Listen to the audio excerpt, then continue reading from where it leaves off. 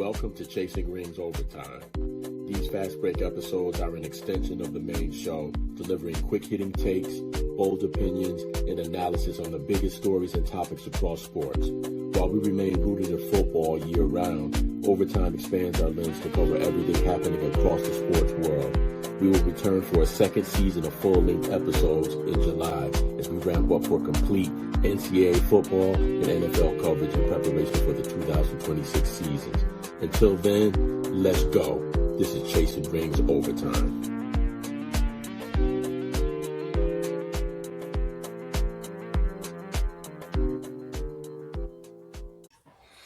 Hey, welcome to another episode of Chasing Rings Overtime. Actually, our last episode of Chasing Rings Overtime before season 2 starts. What's up, fellas?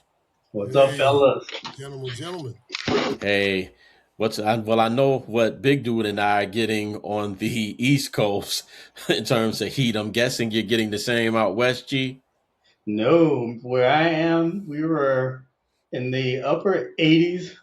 Oh, probably sweet. Around 3 o'clock. Now it's Okay, down to 70s. All right, well, it's definitely an East Coast heat wave then, because we are getting killed. Y'all, man, need to be real careful this weekend. Yeah, man, I was having some issues earlier. Had to get hydrated. We were outside doing something, but keep that hydration proper, man. So let's hop right into it on our last overtime episode. We are going to continue talking about the World Cup and NBA free agency, and we'll start off with the World Cup. Really, really exciting U.S. victory the other night. Again, learning more about soccer with each of these games. I forgot that they actually could play man down if there's a red card situation in the middle of the game. So that was interesting for the U.S. to play for 30 minutes down one man, trying to hold on to the lead and actually scored. And that was because of a penalty? Yeah, there was a red card, and it was really questionable. Again, not knowing the nuances of soccer, but from everything, that the announcers were saying and everything I've heard today on talk radio, it was a very controversial call. Some people are even, waiting for it to maybe be rescinded, but I haven't heard anything yet today. Because those followed them through the tournament, right? Yeah, I believe it impacts the game on Monday, if I'm not mistaken. I don't know if he can't play or sits out a certain part of it or how that works specifically. But yeah, it does impact moving forward. And I think if you get an accumulation of them, it certainly can impact participation the rest of the tournament. But do you guys get to check out any of the game last night? Or I know, Big Dude, I know you caught some. Did you get to check it out at all, G? No, man, I didn't get to check any of those out. So I'll listen to you all. Oh, man. So yesterday was just crazy. A lot of teams giving up goals late. And I guess soccer is just a different type of sport where no leads are safe. I've heard the announcers say a couple of times a 2-0 lead seems safe, but that it can turn on a dime. And actually saw that in the Belgium-Senegal game yesterday where Senegal was up 2-0 with, I think, at the 85th minute. And, soccer's 90 minutes plus whatever extra time. And Belgium ended up winning 3-2 when it was all said and done. So in another game, the game earlier with Portugal and I forgot who Portugal was playing. But again, another late goal, I think at the 90th minute marker, 92nd minute. So very exciting stuff. Really looking forward to continuing to watch the knockout round, especially see what the U.S. does on Monday, see if they can keep it moving along. But a lot of good action there. But no action is good as the NBA free agency, which has taken some shifts that we totally did not expect. Big Dude, of course, you see him represented with his Phillies gear on. He's Philly everything. We'll let you set us off. I know you were a little bit bummed, about not signing some people here and there, but I think they made you feel much better by getting Mr. Brown from Beantown. Yes, and we will take that, understanding there was something that goes on. But and it's interesting because as far as I remember, that's not really Philadelphia's style to make a move like that. Yeah, they have a new president of basketball operations, but They usually wait to see what's going to happen, but they were aggressive and going to get him. And to be honest with you, that was the last thing on my mind. I really didn't think they'd be able to get him. I didn't realize Boston was trying to get from under him like that, and vice versa. Especially after the Giannis thing didn't work. So it was almost like after the Giannis thing didn't work, there was like no going back. Probably for both of them. And then they took Paul George, which again, as a Sixers fan, I have to give it to Paul George and all that happened last year. He had a strong finish pretty much to the season. I didn't think we would get from under that contract as well as Paul George can play. We had to get from under that contract, and we had to have somebody that's going to push Embiid and be like a real voice in the locker room, which is what I like about Jaylen Brown. Beside everything else, averaging 28 points a game, him having international experience and gold and all those other types of things, an NBA championship just a couple of years ago. So I just think it was a tremendous pickup for us getting Jaylen Brown. I think it's what Philadelphia needed. Of course, I was very concerned about losing Kelly Oubre Jr.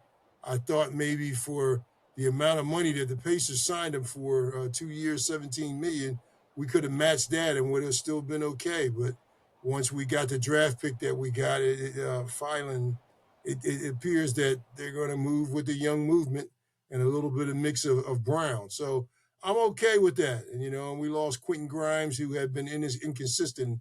Now he's out in LA. So, things have to happen. And if those things happen and we're that pleasantly surprised, I'll take it. It had to happen. Now, of course, I know around 2:00 last night, I woke up in the latest discussion on most of the stations and things I saw in discussions and some of the stuff on Facebook was about whether LeBron was now interested in coming over and trying to be part of the Sixers, which I don't understand how that would happen. And what are you going to do? Give him a 1 year, $50 million contract? It's always something crazy. But I love the way that how aggressive the Sixers were, and they made the move that I don't think anybody ever thought the Sixers would be able to pull that type of magic off. I don't think so. So I definitely applaud I don't want to call him the new Howie just yet. I got to see how he does on these little low money moves, but we'll see. That's a good step though. We'll take Howie probably made those moves for you. Sixers don't have no GM. and listen, and I'd be okay with that. I'd be okay with that. Yo, question I have for you about your roster. You mentioned Phylon, the young guard that they got from Bama in the draft. Certainly, you got Jaylen Brown. You had the kid from Baylor previous year. I forget his name off the top of my head. And you got Tyrese Maxey. So a lot of guards. What are you guys doing? Have you seen what's going on with the Sixers in terms of the offseason, in terms of getting a little bit bigger? Certainly, Embiid doesn't play the entire season. So, that could be something that hinders you, overthrowing the Knicks in the upcoming year and the rest of the contenders in the East. Any word on what you guys are doing to get a little bit of depth in the middle?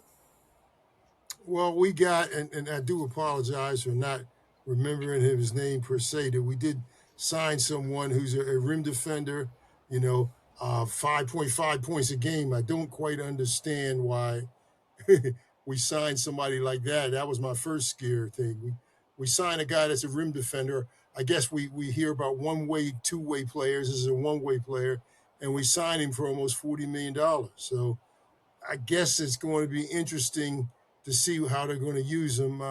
I know Andre Drummond just was not going to get it done anymore. Andre Drummond gave us all he could. And I think that's the first start that they got. Can't remember the power forward from Cleveland. 5.5 points a game. He'll help.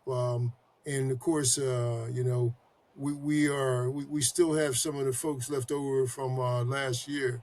Bartlow, I think we still have from last year. So we'll see how they use them.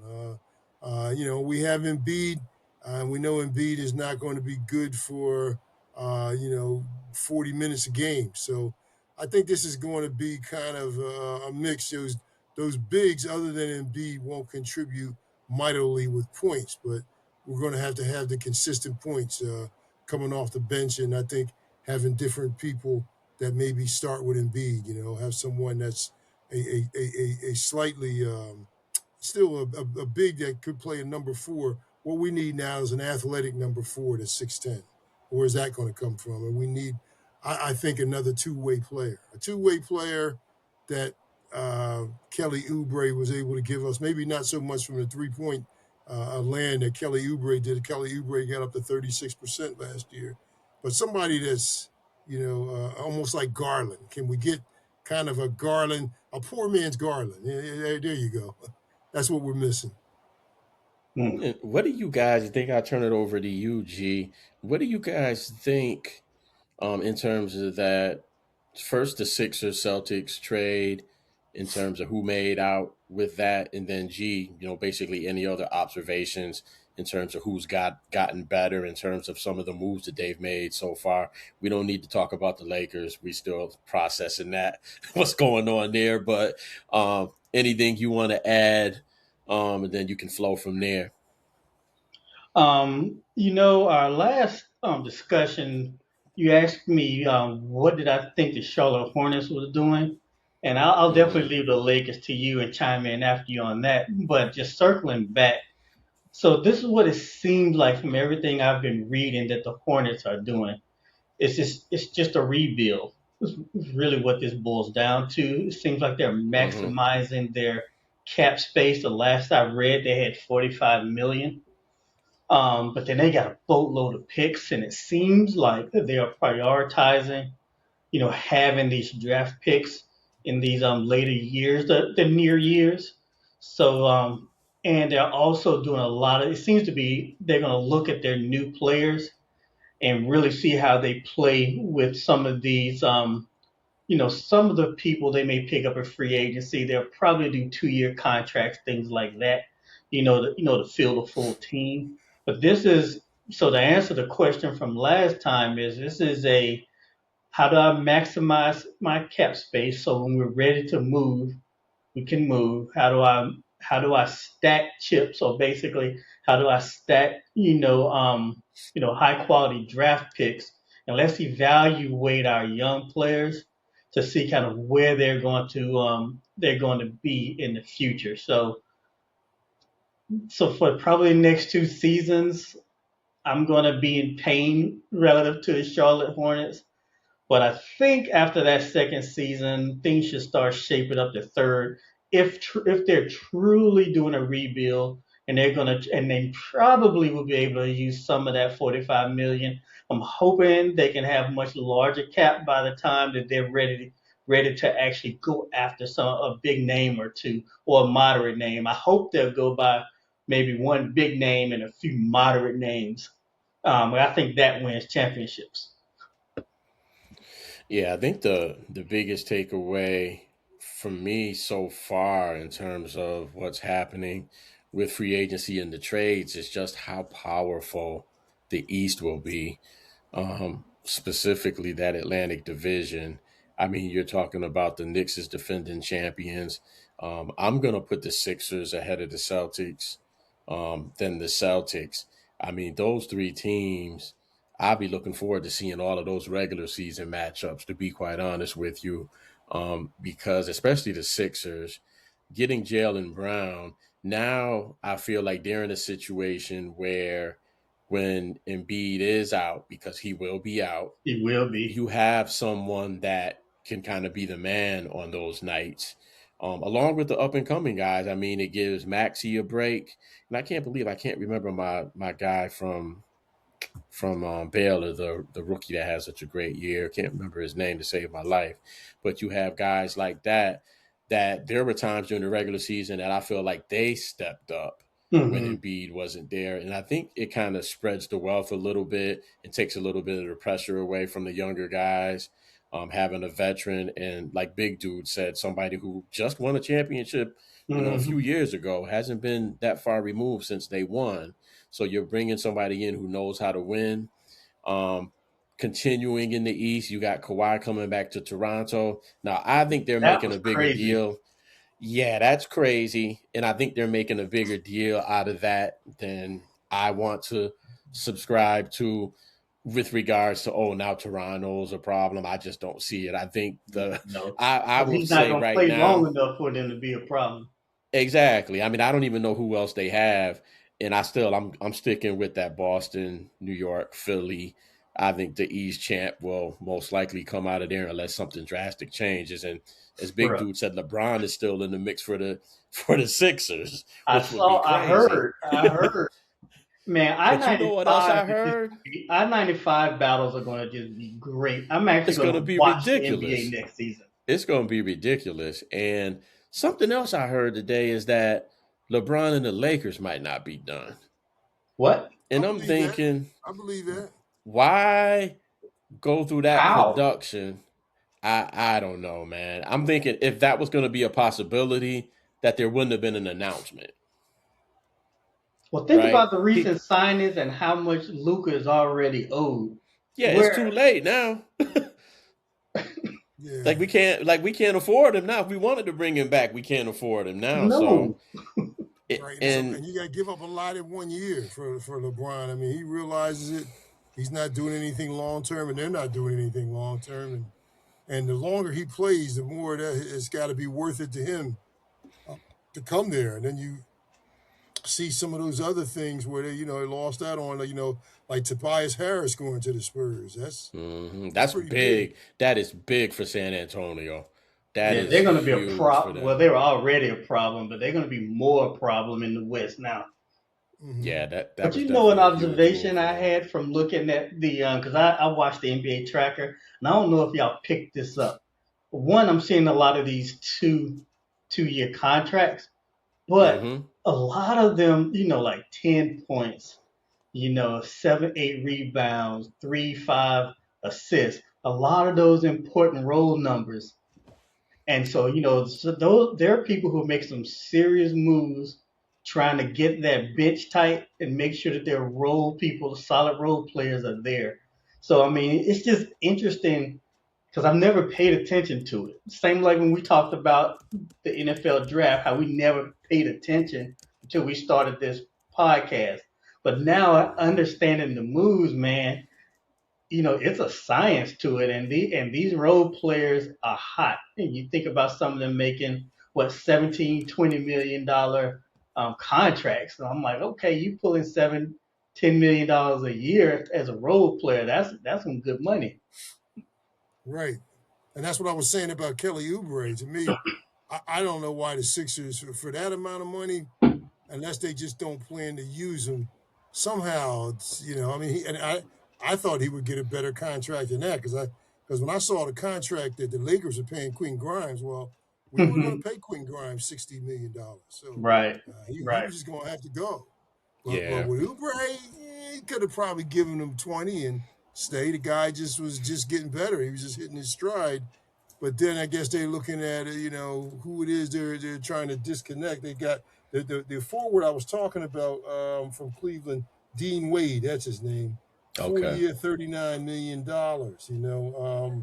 And they said he brings floor spacing and all that.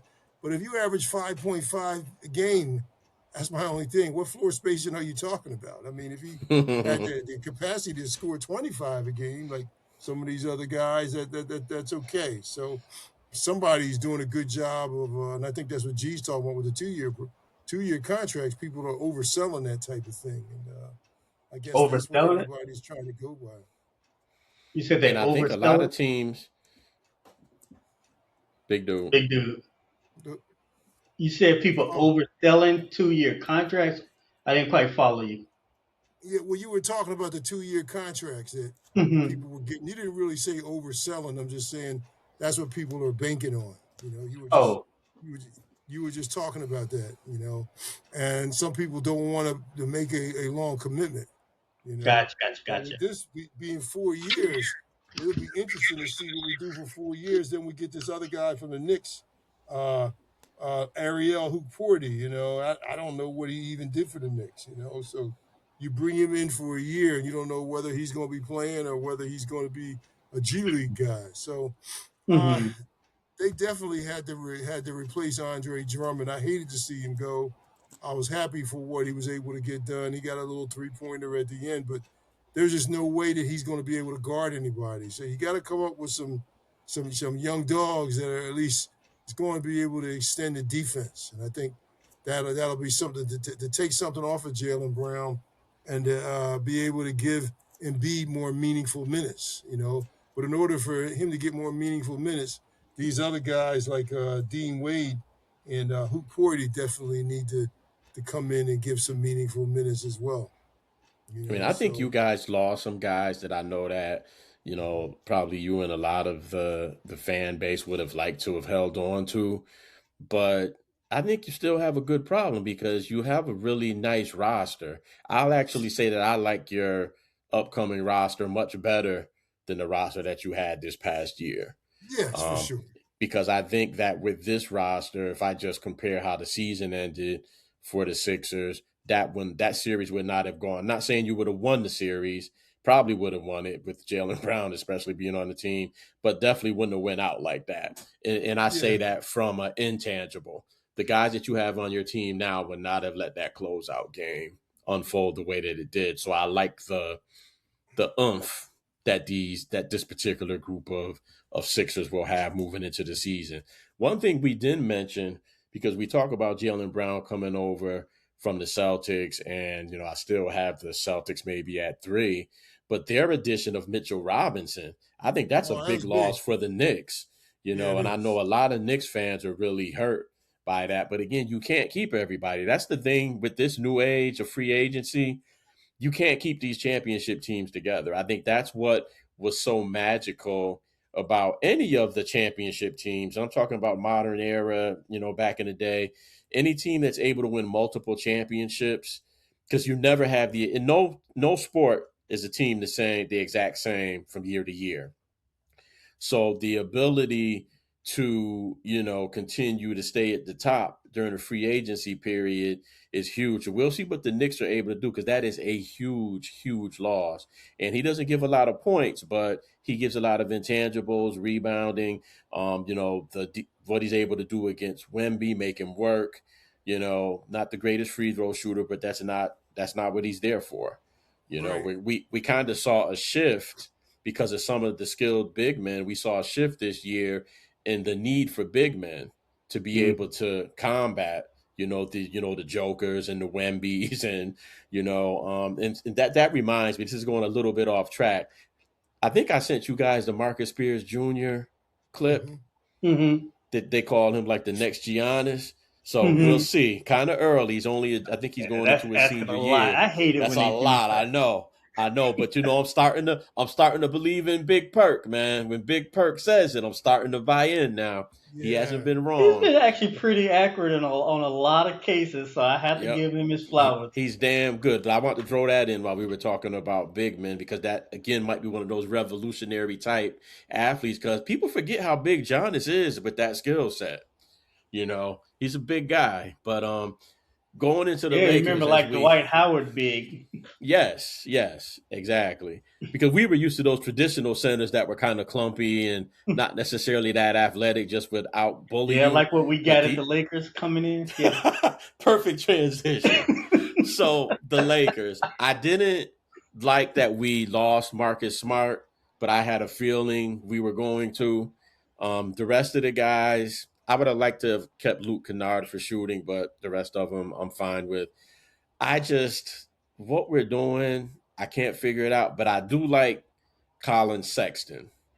Hmm. I don't know if y'all Yeah, I think remember he's him. He only had 2 years, right? he's only 2 years, but um, he might be a really nice addition because he can handle the rock. He can get his shots. He's a really reliable guard. I don't know what happened. He had a great rookie year in Cleveland, and I kind of lost track of him after that. I haven't heard too much from him, but I know he was tremendous, as a rookie. I remember seeing him in college. So I'm excited to have a guard like that. But I just don't know what the identity of this team's going to be. Looking at their roster, So I don't here's know a what we're going to question for be. you. Question for you. You have Hmm. Luka. What do you need to build around him to maximize his play? We need people to play defense first because he's not going to, first Yeah. and foremost. Yeah. But but we do need some other scores. We need some versatility because his game his game is kind of what I don't like about current day NBA. I mean, the shots that he takes when he's on, and he's usually on. James Harden. But yes, but man, when it ain't going for you, you can get in trouble fast. And I think we need a little bit more flexibility in our offense. I know the big center that we got, Kessler, I believe. They said he's not really an offensive guy. He's Yeah, more of a space, rebound, defender. I think we Make need some shots. scores. We need defense and some more scores. We can't because remember when he went down, then we struggled to get points. I mean, Austin Reeves had some really big nights when Hmm. Luka went out, but nobody else was complimenting that. Right. And no shade to LeBron, but at his age, we can expect LeBron to carry that load for that time period to be averaging no, 30 points a game. That he Right. did that 5 years ago because he was able to. Now we can't expect him to do that. So Hmm. I don't know what our identity is, man, but I think defense and some flexibility on offense is kind of the two big things for me. I would start with defense because if you can play good defense, you could at least stay in games, and then a guy like Luca will have a chance, or even Reeves have a chance to win some games for us Hmm. at the end. But outside of them, I can't tell you who can give us points. right. Well, that's Yeah. what When I I'm mean. Good. Go ahead, big dude. No, I was just saying that's the thing with Kessler. You pay Kessler pretty good, and I guess either you value defense or you think Kessler again is going to be able to get you some meaningful points. Maybe Kessler gets 6 to 8 points a game at the right time, but Mm-hmm. to pay him that much, you must think he's fierce in some area, where they didn't seem to have fierce defenders. They, really good folks get up and down the court. I guess we're going to find out about how important that signing was, and then finding out just what a defender Colin Saxton is going to be. He's another guy that got a 2-year contract. I mean, for 19 million, not bad. Can't do a whole lot better than that. I Yeah. think Yeah, I those are don't good know. moves. I'm just reading that they're building the roster around Luca. When I think Right. about Luca play, okay, yes, no defense. He reminds me of James Harden, but he'll at least go into the into the zone. Um, he's a ball hog. If you really think about it, Luca is a ball hog. So I'm like, Yeah. I don't know how do you build around that unless you're gonna have a let him off the ball, so he's playing more off the ball. I think they'll probably do that. He'll go to shooting guard as opposed to primarily pushing it up. I think that'll be good. Mm-hmm. Um, Austin Reeves will be steady. I think he's really came into his own and he's confident. So I think he's going to be fine. I don't know nothing. What y'all tell me about what's this mom? Forgive me for mispronouncing his name. Oh, Um, Mamu. Amu Kelishvili. Yeah. What do y'all know about him? I haven't had a chance to go back and look at his tape, so I don't know a dang thing about him. Nada. Not Nada. much. Not much. So Nada. it's not much to see. I Not don't know. much. I I don't know don't know anything enough. about him.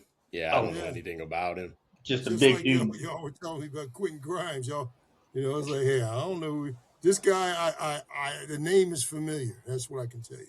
That goes to Yeah. tell you where we're at that we paid you, and you said it a few minutes ago, and I kind of cringed, big dude, how much we paid Quentin Grimes.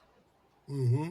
And I think I had remarked when we were texting that I'm like, I didn't even know who it was, like off the top of my head. Like, who's Mhm. that? So, and we're the Lakers, man. We don't have guys that you're like, who's that? And we have a Right. lot of them now. Bro, I don't know. Maybe these cats are gonna be fundamental people to death like old times San Antonio did under Pop. Maybe And that's you what they're could going win, for. and you're right, G, and you could win like that with a great coach. Now, we could have a whole episode on how we feel about JJ Redick. Definitely wouldn't call him a great coach. Has he done better than I thought? He Oh yeah, he has. totally proved me wrong, Um, and I own be, it. because the Lakers, I mean, with their past makeup the last few years, as far as I'm concerned, weren't really a playoff team, but they managed to be. It Mm-hmm. also could be a symptom of what's happening out west, that they were a playoff team. I mean, the East is the dominant conference right now, without a doubt. But one thing I want to bring up about Luka before we wrap up, I didn't realize that Joker averaged 34, 7, and 8. Yeah, Ooh. Joker's no joke. No, Pun I'm saying intended. Luka. I thought you said Joker. No, Luca. No, I said Oh, that Joker, referred to him as oh, Joker, Yeah, as right. a Joker. Yeah, 34, 7, and 8. That's That's balling. crazy. That is crazy. But we see that he's starting to get injuries now. And you know when that starts to happen. So we'll see if he can stay injury. And he was in the best shape of his life this year. We'll see if he can remain injury free in the upcoming season. Still what's his 27 turn- years old. So age isn't really an excuse. So we what should is get his some more good turnover rate? years out of him. Well, you know that was crazy. I would like to see what the ratio was with him on the court. You know, what the plus minus was with him on the court and on the bench. Mm. Um, 4 turnovers a because game. that's not too bad, the style that he plays. Yeah, he has the ball most But of the how time. many times is he getting blown by though? That's the more Mhm. important stat. Or him complaining to the ref while the other team's going up the court 5-on-4. But but anyways, that'll He's wrap up. jogging behind it. Yeah, exactly. That'll wrap up this last episode of Chasing Rings overtime for the summer. Even though summer's still in full swing, you know, football talk starts early, and we're about to hop right back into it with the second season of Chasing Rings. That first episode will be out Wednesday.